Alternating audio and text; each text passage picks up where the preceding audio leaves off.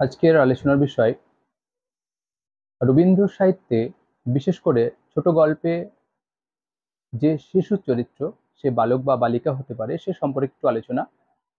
এটা কেন আলোচনা? এই টপিকটা আলোচনার মূল কারণ হচ্ছে কখনো কখনো যে কোনো পরীক্ষা ক্ষেত্রে আসতে পারে, যে কোনো একটা বিখ্যাত চরিত্র দিয়ে দিল, যেমন ফটিক হতে পারে বা রতন হতে পারে, যে এটি কোন গল্পের চরিত্র। সেক্ষেত্রে আমাদের হয়তো অনেকেই ভুল করতে পারি, এগুলো যেগুলো হয়তো জানা, সেগুলো হয়তো তার সব গল্প পড়া সম্ভব না বা সব চরিত্র জানা সম্ভব নয়।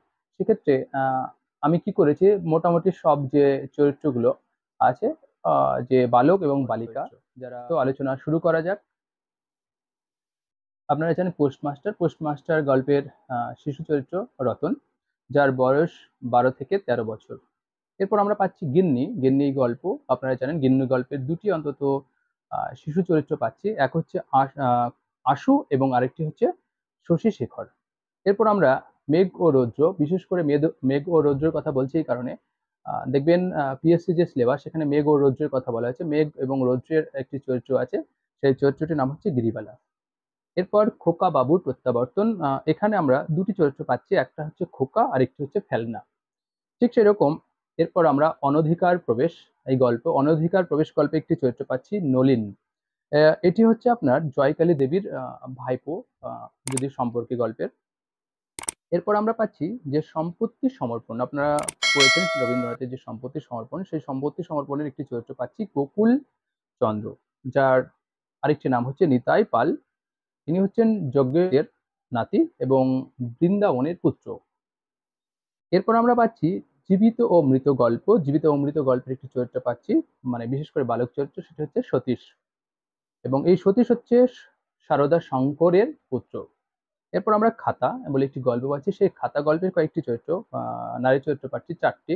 তার মধ্যে একটি হচ্ছে উমা, আর যার বয়স হচ্ছে 9 বছর। আর বাকি হচ্ছে তিলক মঞ্জুরি, কনক মঞ্জুরি এবং অনঙ্গ মঞ্জুরি, এরা কিন্তু তিনজনেই বোন, তিন বোন। এরপর আমরা কাবুলিওয়ালা, আপনারা জানেন যে কাবুলিওয়ালার বিখ্যাত চরিত্র মিনি। এটি হয়তো আমরা কেউ ভুলবো না, কারণ মিনি আমাদের এতটা হৃদয়ে লেগে থাকে যে সত্যি মিনি আমরা কখনোই ভুলি না মিনিকে। তো মিনি, যার বয়স কিন্তু 5 বছর, এবং গল্পে আমরা দেখতে পাচ্ছি, সেই গল্পে জানি যে লেখকের কন্যা।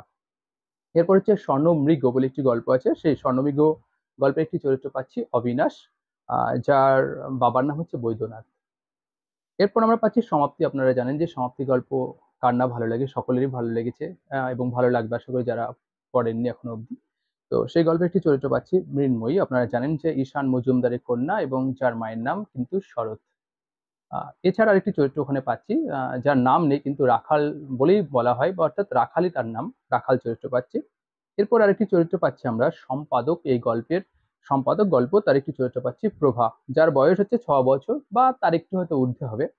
ঠিক সেরকম আরেকটি গল্প পাচ্ছি শুভা, আপনারা জানেন যে একটি আহ বোবা একটি কন্যা, সেই কন্যার কথা, এবং সেই বোবার যার ভালো নাম, শুভার ভালো নাম হচ্ছে সুভাষিনী। ইনি হচ্ছে বাণীকণ্ঠের তৃতীয় কন্যা। এরপর আমরা পাচ্ছি হালদার গোষ্ঠী বলে একটি গল্প, হালদার গোষ্ঠীর গল্পের হরিদাস বলে একটি বালক পাচ্ছি, যিনি হচ্ছেন মনোহর লালের কিন্তু নাতি এবং বংশীর পুত্র। এরপর আমরা পাচ্ছি আপদ গল্প, সেই আপদ গল্পের একটি চরিত্র পাচ্ছি নীলকান্ত, যার বয়স 14 এবং 17-র মধ্যে। আহ, যিনি হচ্ছে বালকটির পরিচয় হচ্ছে যাত্রা দলের ছোকরা কিন্তু। এরপর আমরা পাচ্ছি স্ত্রীর পত্র গল্পের একটি চরিত্র পাচ্ছি বিন্দু, বিন্দু চরিত্র। এরপর আমরা অতিথি গল্পে আপনারা জানেন যে অতিথি গল্প অনেকেই পড়েছেন, তারাপদ বলে একটি চরিত্র পেয়েছিলাম, যার বয়স 15-16 বছর। এরপরে আরেকটি চরিত্র ওই গল্পেরই পাচ্ছি চারুশশী, যার বয়স 9 থেকে 11 বছর, এবং ইনি হচ্ছেন যে কাঠালিয়ার যে জমিদার মতিলাল বাবুর কিন্তু মেয়ে। এরপর ওই গল্পের আরেকটি চরিত্র পাচ্ছি, মানে অতিথি গল্পের সোনামণি। ঠিক সে এরকম আরেকটি গল্প ভাইফোঁটা, ভাইফোঁটা গল্প, সেই ভাইফোঁটা গল্পের আমরা একটি চরিত্র পাচ্ছি, ছোট শিশু চরিত্র, সেটা হচ্ছে সুবোধ, সুবোধ। এরপর আমরা পাচ্ছি পণ রক্ষা বলে একটি গল্প আছে, সেই গল্পের দুটো চরিত্র পাচ্ছি, একটা হচ্ছে রসিক, যে হচ্ছে যার পরিচয় হচ্ছে তাঁতির ছেলে নামে। আরো দুটি চরিত্র পাচ্ছি, একটা হচ্ছে সৌরভী ও গোপাল, যারা হচ্ছে রসিকের কিন্তু ভক্ত। এরপর আমরা একটি গল্প পাচ্ছি তপস্বিনী, সেই তপস্বিনী গল্পের চরিত্র হচ্ছে বরদা, যার বাবার নাম হচ্ছে মাখন বলে একটি গল্প, সেই গল্পের একটি চরিত্র পাচ্ছি সুশীল চন্দ্র, অর্থাৎ ইনি হচ্ছে সুবল চন্দ্রের ছেলে, যার বয়স কিন্তু 12 বছর। এরপর আমরা পাচ্ছি আরেকটি গল্প রাসমণির ছেলে, এই গল্পের একটি চরিত্র পাচ্ছি কালীপদ, কালীপ্রদ হচ্ছে ভবানীচরণের পুত্র। এরপর আমরা আরেকটি চরিত্র আমরা গল্প, সেটা হচ্ছে সংস্কার। সংস্কার গল্পের চরিত্রর নাম হচ্ছে অনামা। এটি হচ্ছে মেথরের কিন্তু নাতি, মানে পাড়ার যে বুড়ো আছে সেই বুড়ো যে তার নাতি। এরপর আমরা গল্প পড়বো যজ্ঞেশ্বরের যজ্ঞ, সেই গল্পের একটি চরিত্র পাচ্ছি কমলা, যার বয়স হচ্ছে 11।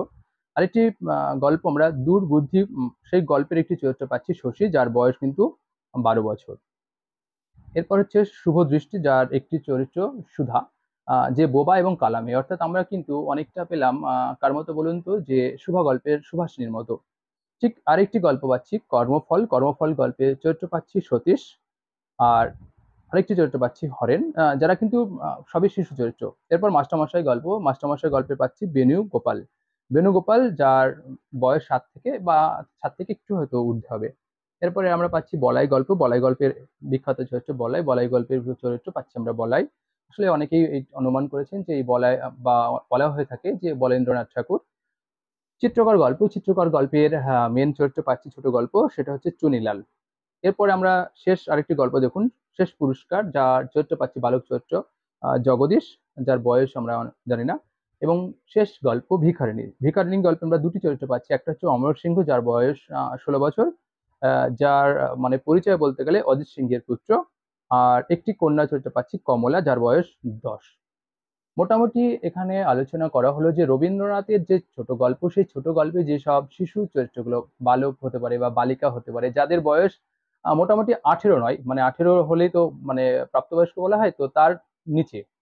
এবং এই চরিত্রগুলো আলোচনার মূল কারণই হলো যে যে কোনো পরীক্ষায় কখনো কখনো পরীক্ষা আসছে, যে কোনো পরীক্ষায়, যে এই চরিত্রটি কোন গল্পে বা এই চরিত্রটি কার সৃষ্টি, তখন আপনাদের হয়তো সমস্যা হতেই পারে। কিন্তু আপনারা যদি এই বিষয়গুলো জানা থাকে, তাহলে যে কোনো বিষয় আপনাদের করতে মানে সব থেকে সুবিধা হবে, উত্তর দিতেও সুবিধা হবে। তো পরিশেষে এটাই বলাই, যে এর মধ্যে যদি কোনো ভুল ত্রুটি থাকে অবশ্যই আপনারা কমেন্টসে জানাবেন। আর যদি ভালো লেগে থাকে অন্তত জানান যে কেমন হচ্ছে না হচ্ছে। আর সবশেষে একটি কথা, যে চ্যানেলটির পাশে থাকবেন, এবং চ্যানেলটির পাশে থাকলে আমি হয়তো আরো উৎসাহ পাবো নিত্য নতুন ভিডিও তৈরি করার জন্য। ধন্যবাদ।